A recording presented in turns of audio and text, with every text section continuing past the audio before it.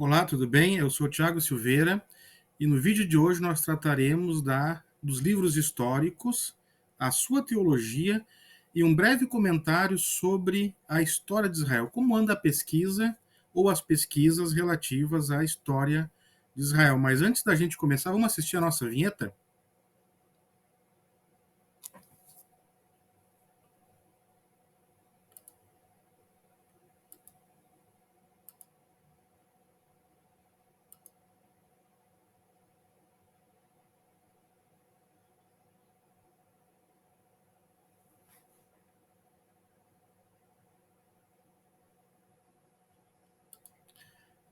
Os livros históricos, eles seguem ao Pentateuco, que são um grande bloco de Josué a Esther.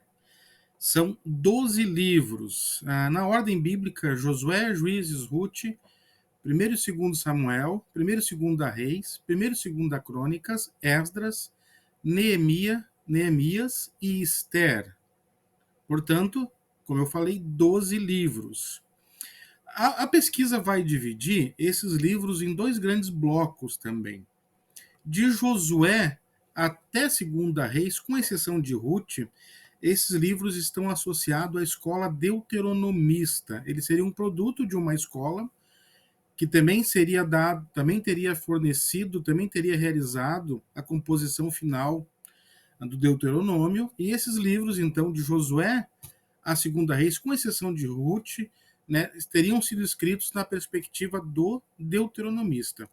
E os demais livros, de Primeira Crônicas até Esther, com exceção de Esther, compreendem a história do cronista, que também seria uma outra escola que surgiu depois da escola deuteronomista, que apresenta a história de Israel, basicamente na mesma perspectiva do deuteronomista, mas com alguns acréscimos, especialmente em termos históricos, porque ele vai tratar bastante do período do pós-exílio, especialmente nos livros de Esdras e Neemias. Do que esses livros tratam em termos históricos? Os livros históricos, esses 12 livros, basicamente vão tratar de 6 temas principais, né? Em primeiro lugar, historicamente, a questão da entrada de Israel na terra de Canaã, terra prometida, sob o comando de Josué. Esse é basicamente, né, o assunto do livro de Josué.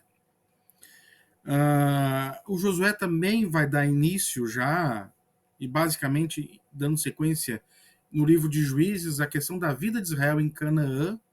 Então, o surgimento dos juízes e de algumas juízas que eram lideranças carismáticas, que Deus suscitava de tempos em tempos para colocar o povo de Israel no caminho certo, seja em relação à aliança e obediência à lei, seja em relação a inimigos externos, especialmente os filisteus nessa época já ameaçando já Israel em Canaã.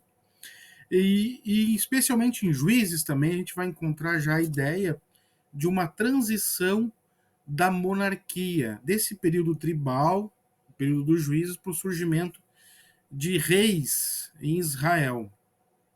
Também a gente vai ter também, a partir de 1º e 2º Samuel, lá, o surgimento da monarquia unida, sob Saul, Davi e Salomão. E a gente tem que usar o termo monarquia unida entre aspas, né? Um dos grandes consensos hoje é que, na verdade, o povo de Israel nunca foi, na verdade, uma grande unidade, uma grande união, mas, na verdade, foi uma junção de tribos que, durante algum tempo, nos reinados de Davi e Salomão, especialmente, viveram, né, de certa maneira, unidos, né, com uma administração centralizada. Mas essa administração centralizada ela vai cair depois da morte de Salomão, e aí vai haver a divisão da monarquia em dois grandes reinos rivais. Judá ao sul, a tribo de Judá e Benjamim, e o reino do norte, Israel, com as 10 tribos do norte. E esses livros também vão contar a história desses dois reinos especificamente, até chegar na queda e o exílio de Israel, e depois Judá, a vida no exílio, e o retorno de Judá do exílio. Em termos cronológicos, a gente tem um problema da datação do Êxodo, que o Êxodo é um marco importante para a cronologia da história de Israel, que está relacionada com a entrada do povo na terra. Então, normalmente, estudiosos mais conservadores vão datar o êxodo de 1446 a.C., então, mais ou menos na metade do século XV. Mas é possível que o êxodo tenha ocorrido um pouco mais adiante, em torno de 1260, lá no século XIII. Então, a gente trabalha com essas duas datas e aqui não é preciso ser dogmático nessa questão. O povo peregrinou, então, aproximadamente 40 anos pelo deserto, né? Isso nos leva em 1406 ou 1220, né, com a morte de Moisés, e aí ocorre a entrada de Israel em Canaã sob o comando de Josué. A partir disso, segue-se o período dos juízes, em torno talvez aí de 1375 a 1055, ou 1210 a 1050, ou a 1042 e 1030, o período dos juízes. Aqui ainda é incerto essa datação ainda. Na verdade, assim, em termos históricos, tudo que é anterior à monarquia é bastante problemático para datação em termos históricos. A gente vai ficar com o terreno mais firme em datação a partir do reinado de Saul, que é aproximadamente de 1050 a 1010, mas também pode ter alguma variação, seguindo-se o reinado de Davi, de 1010 a 971, depois Salomão, de 971 a 931, e aí em 931, com a morte de Salomão, a gente vai ter então a divisão dos reinos, né, entre norte e o sul. A história do Reino do Norte, do Reino de Israel, ela é basicamente de 931 a 722 ou 721, que é quando ocorre a destruição do Reino do Norte com a invasão da Assíria, quando a Síria invade, né, o Reino do Norte, destrói Samaria, capital de Israel, e ocorre o reassentamento dos israelitas, né, uma grande parte vai migrar diante do cerco e da ameaça iminente da Síria, vai migrar para ajudar para o sul, outras partes de israelitas vão para o cativeiro, e aqui vai surgir, então, na região do Reino do Norte, a região de Samaria, um povo bastante misto, porque os assírios não só vão fazer esse reassentamento, mas vai ocorrer, a partir disso, uma miscigenação de israelitas que acabaram se misturando com novos povos que foram realocados pelos assírios ali. E a gente vê disso, por exemplo, um reflexo bastante interessante no Novo Testamento, né? O Evangelho de João frisa bastante isso, né? Quando Jesus passa lá por Samaria, encontra a mulher samaritana, né? A mulher samaritana diz: olha, os judeus não se dão com os samaritanos. E isso está relacionado, né, com o período de 722 em diante, com esse ressurgimento de um novo povo na terra de Israel. Inclusive vai ter uma religião distinta da religião de Judá, do judaísmo propriamente dito, que é a religião samaritana. Né? Existe até o famoso Pentateuco samaritano, porque os samaritanos vão aceitar, em termos canônicos, somente o Pentateuco, eles não vão ter na sua escritura sagrada os demais livros que compõem a Bíblia hebraica, que está associado ao cânon da Palestina.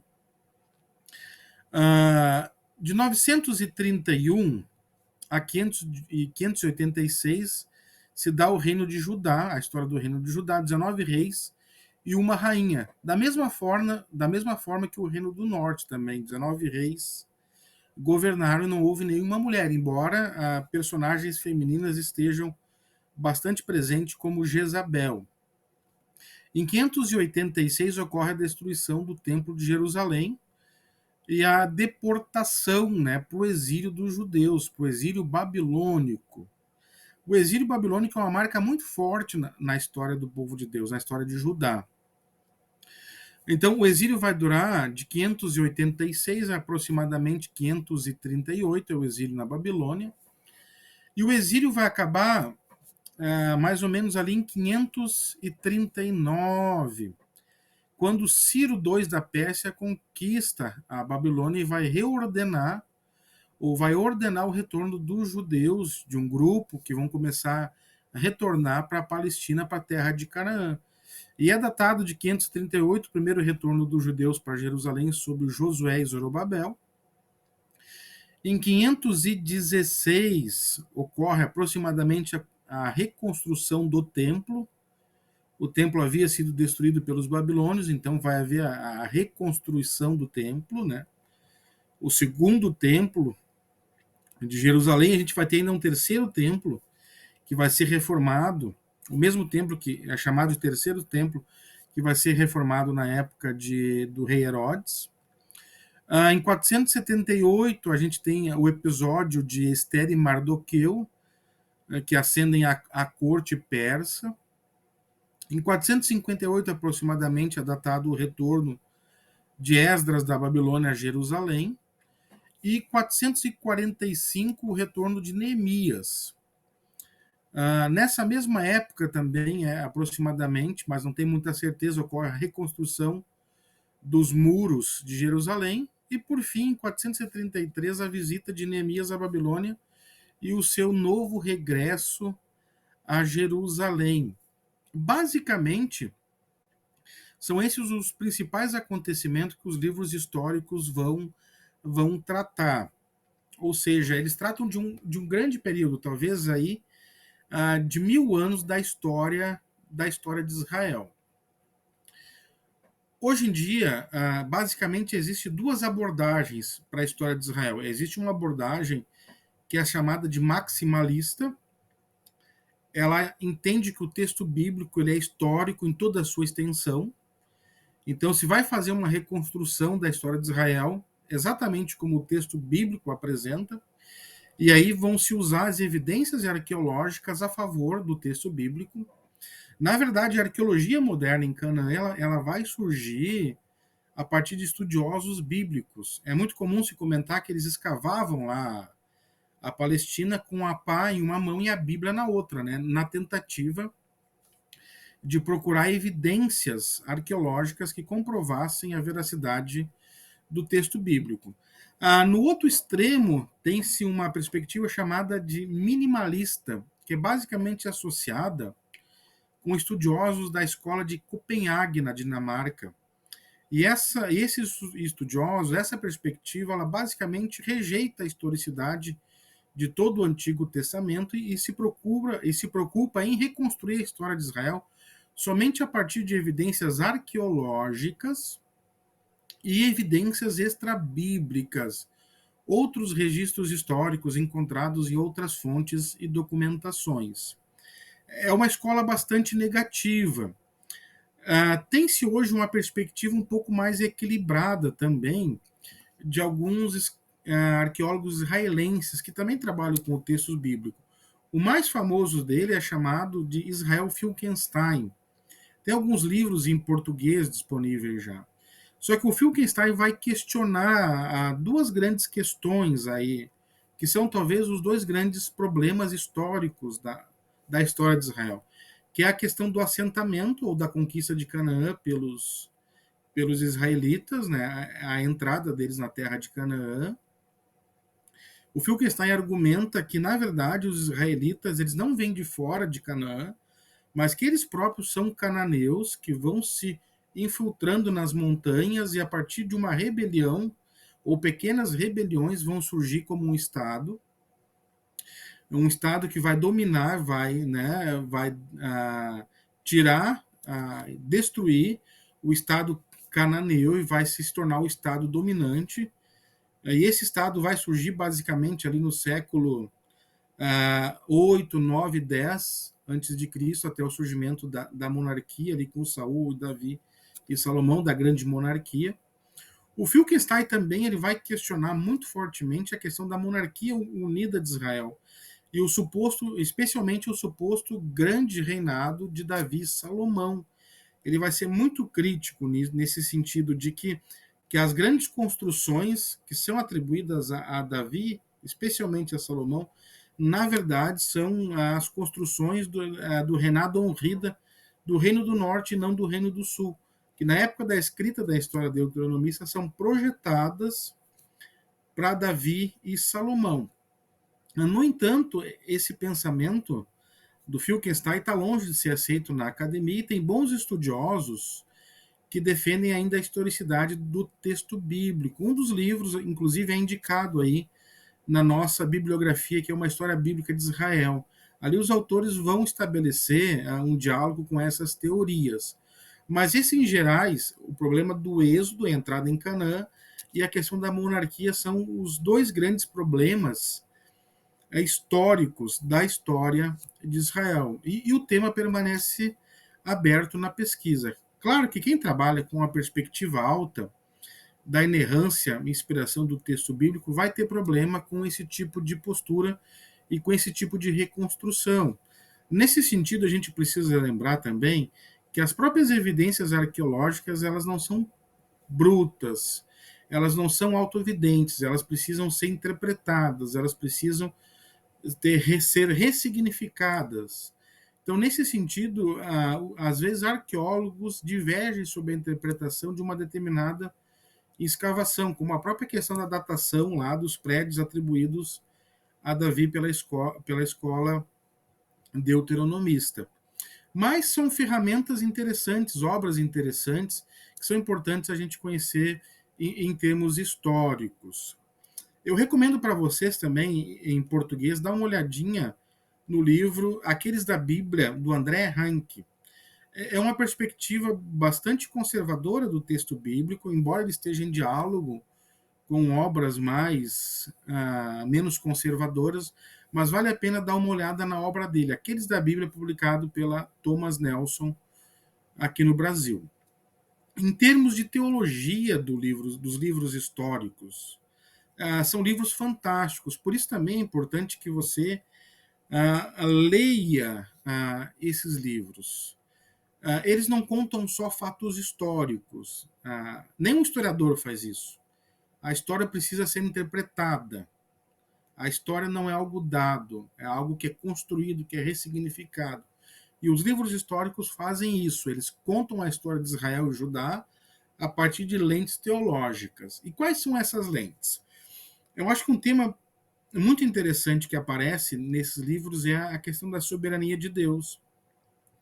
Deus, ele é soberano sobre a história humana e sobre a história de Israel e Judá. Nada acontece por acaso. Deus, ele controla a história do seu povo. Então, nenhum problema, nenhum fortuito, nada ocorre por acaso, nada escapa à mão de Deus. Nesse sentido, também, os livros históricos, eles apontam para a proximidade para a ausência de Deus. A gente pode usar duas categorias aí da teologia sistemática, para a questão da transcendência e da imanência de Deus. Deus, ele é tanto próximo quanto distante. Ele guia o seu povo, ele está presente no seu povo, mas quando o povo peca, o povo se rebela contra Deus, Deus se distancia, Deus se oculta na sua transcendência até o povo se arrepender dos seus pecados. Então, acho que isso é um elemento muito interessante também. Outro aspecto importante também dos livros históricos são a questão das promessas de Deus. E essas promessas são tanto presentes e históricas para aquele momento específico de Israel, quanto são promessas, como também surgem promessas futuras. E aí vai surgir, por exemplo, o tema da questão do Messias, da monarquia davídica. Porque o próprio exílio ele vai fazer o povo de Israel e Judá refletir teologicamente, porque Deus havia prometido para Davi que o reino dele seria perpétuo, seria um reino eterno, nunca acabaria. Mas com o exílio isso é interrompido, e Israel vai ter que refletir sobre a sua fé e procurar entender qual é o propósito de Deus.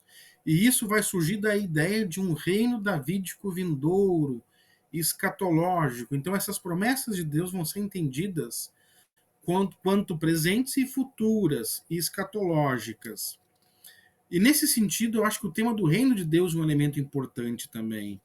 Que o reino que ocorre através da monarquia, e ele é um reino divino e ele é um reino humano. A teologia bíblica, no geral, ela vai se desenvolver nessa dialética do divino e do humano. Há um fator da soberania de Deus e há o fator da responsabilidade humana. E a história vai se desenvolvendo dentro dessa lógica. E, por fim, a gente tem um elemento também muito importante na história, nos livros históricos, da questão da recompensa e da punição. Enquanto o povo se mantém fiel a Deus, Deus dá bênçãos, Deus dá recompensas positivas. Quando o povo se rebela, faz aquilo que desagrada a Deus, Deus vem com a punição. E aí talvez o principal elemento punitivo aí são a questão do exílio babilônico, quando o povo se rebela, a questão do descanso sabático, e Deus intervém na história do seu povo, e esse povo recebe o julgamento e vai para o exílio. Então esses são os elementos mais importantes que eu vejo na história deuteronomista, junto com a história do cronista. Mas eu quero desafiar você também a ler esses textos, a ler toda a história para ver as diferenças, especialmente entre a história deuteronomista e o cronista, e como esses autores vão construindo a história de Israel e Judá no Antigo Testamento. Muito obrigado e até o nosso próximo vídeo. Grande abraço.